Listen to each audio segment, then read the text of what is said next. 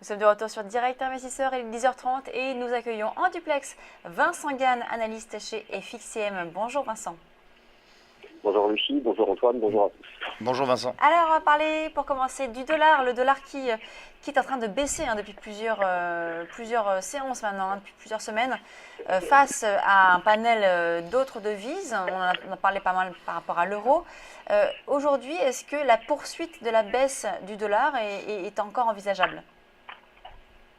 Oui, écoutez, en effet, c'est quelque chose qui s'impose sur le marché d'échange depuis maintenant quelques semaines, la consolidation du dollar américain, et la question que tout le monde se pose, est-ce que cette consolidation peut prendre un caractère nettement plus baissier? Alors, c'est une journée importante aujourd'hui, il y a une statistique à suivre cet après-midi, la publication des ventes au détail aux États-Unis. Globalement, si on fait le point sur les récentes interventions des membres du comité de politique monétaire de la Réserve fédérale des États-Unis. Pour la plupart, ils jugent les fondamentaux de l'économie américaine globalement solides, mais ce qui n'empêche pas le dollar américain d'être sous pression. Le graphique qui est présenté sous vos yeux montre l'importance du niveau technique actuellement testé par le dollar américain. Le risque est clairement à une question de support majeur, ce qui serait, selon les standards de l'analyse technique, un signal baissier qui devrait notamment pouvoir intervenir face aux devises européennes, puisque globalement, ce qu'on observe depuis quelques semaines, c'est une remontée assez marquée du taux de change euro-dollar et du taux de change GBP-USD.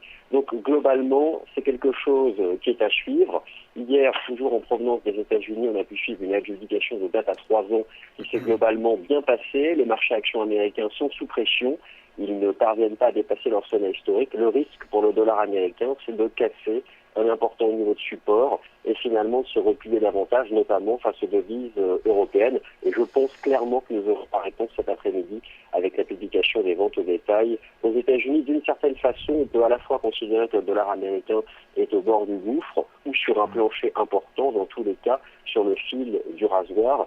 Soit il établit un point bas au mois de mai, et dans ce cas, le rebond très fort, mais je pense que cela aurait déjà dû se produire, soit au contraire, il s'enfonce davantage, et notamment face aux devises européennes que sont l'euro et la livre sterling.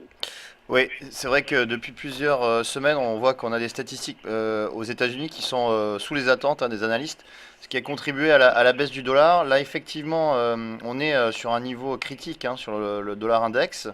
Donc, selon vous, les ventes au détail cet après-midi pourraient entraîner un enfoncement de ce niveau support sur le dollar index?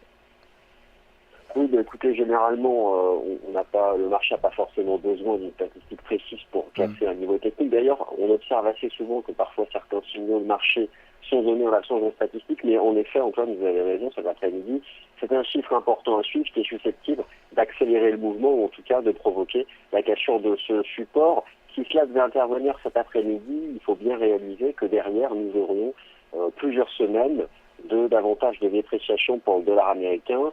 Et je pense qu'en effet, oui, cela peut intervenir cet après-midi. Ce matin, on a eu des mouvements qui concernent davantage les devises européennes, puisque le marché prend notamment connaissance des chiffres de la croissance économique au sein de la zone euro au premier trimestre, ce qui tend dans un premier temps à soutenir l'euro, une accélération de l'euro-dollar qui pourrait d'ailleurs provoquer la cassure de ce support sur le dollar américain. Le graphique qui est présenté aux auditeurs est un graphique qui fait la synthèse en fait de la dynamique du dollar américain face à un panier de devises. Bon, c'est bien connu. En tout cas, oui, clairement, on pourrait avoir ce type de signaux vendeurs sur le dollar américain cet après-midi. Donc prudence sur le dollar.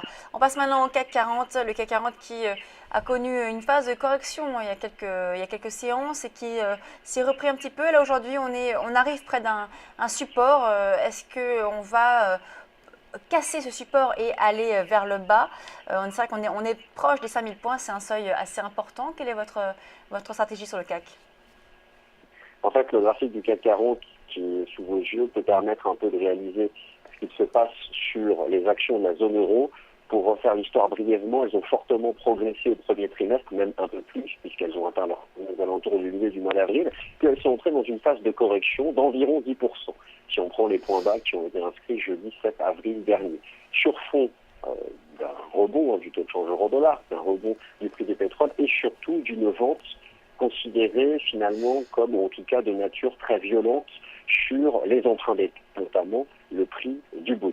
Alors, moi, mon opinion, elle est pour l'instant pas réellement tranchée. Ce que j'observe, c'est une augmentation substantielle de l'hésitation sur les actions européennes. Et le graphique actuellement présenté illustre sur l'indice CAC 40, montrant des oscillations d'environ 150 points à 200 points ici sur l'indice CAC 40, entre en effet un support important entre 4900 points et 4937 points et une résistance à suivre tout aussi importante à 5100 points.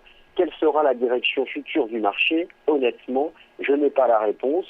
Je ne sais pas si les 10% de correction sur le prix des actions de la zone euro sera suffisant. Je pense qu'on peut rester pour l'instant dans une phase globalement neutre.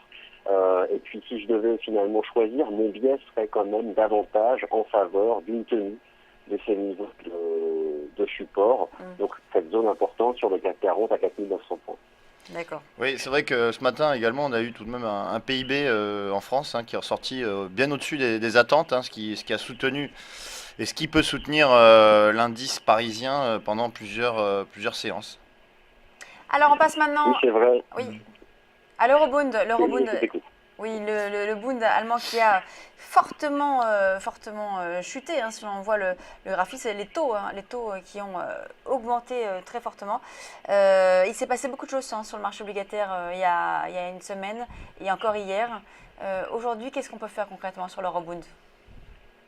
Alors c'est vrai que s'il y a une relation intermarché qu'on peut retenir depuis le milieu du mois d'avril, c'est en effet celle-ci, la baisse du prix des actions de la zone euro et une remontée très violente, très forte, des rendements obligataires au sein de la zone euro. En clair, un courant vendeur très marqué et surprenant, notamment du fait du programme d'achat de titres de dette souveraine par la Banque Centrale Européenne, du contrat de taux long allemand, le Bund, l'emprunt d'État allemand, sur une échéance à 10 ans.